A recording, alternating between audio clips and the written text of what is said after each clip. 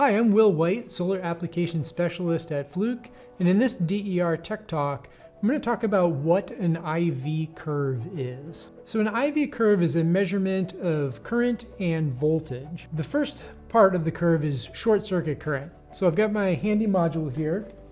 If I take the module leads, and I have a positive and negative lead here, and if I were to connect them together, which we should never do in the field because once you make that connection you have a short circuit, and if you pull them apart it's going to arc unless you have a load break rated disconnect there.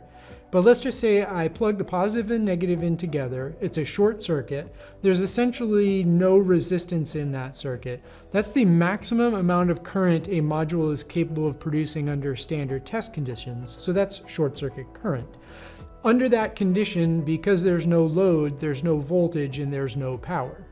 The next point on the IV curve is open circuit voltage. So if I take these two same leads, leave them hanging in free air, there's essentially unlimited resistance. If I were to measure the voltage between the positive and the negative, I'll get open circuit voltage, which is the maximum voltage a module is capable of producing under standard test conditions. And again, because there's no load here, there's no current, so there's no power. Now, what an IV curve tester does is it measures between short circuit current and open circuit voltage and varies the load between these 2 points and takes measurements along the way.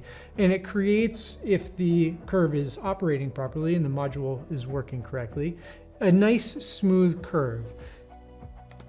At the knee of the curve is the maximum power point, and if we measure from the maximum power point across horizontally, we'll get maximum power current. If we measure down vertically, we'll get maximum power voltage. And this box underneath this curve is a measure of the maximum power that the module is capable of producing. So the maximum power current times maximum power voltage under standard test conditions should give you the wattage rating of the module.